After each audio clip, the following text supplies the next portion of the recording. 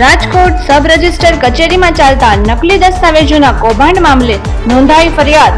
સમગ્ર મામલે SDM DJ વસાવાનું નિવેદન જુઓ. Inspector general of registration zone Rajkot.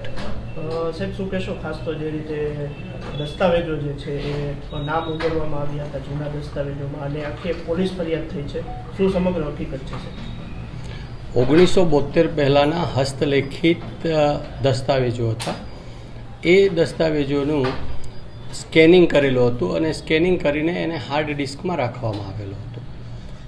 હવે એ જે જૂના દસ્તાવેજો હતા એ જૂના દસ્તાવેજો જર્જરિત પાના છે, એટલે કોઈક વખત એને જોવા માટે આ સોફ્ટ કોપીનો ઉપયોગ કરતા હતા.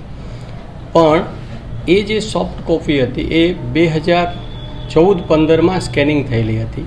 હમણાં મોડિફિકેશન એમાં નજરે પડ્યું 23-24માં, અને કલેક્ટર સાહેબ અને મામલતદાર સાહેબ તરફથી એક દસ્તાવેજ આવ્યો કે એની અંદર અને આ જે સ્કેનિંગ કોપી હતી એના વિસંગતતા જણાવી.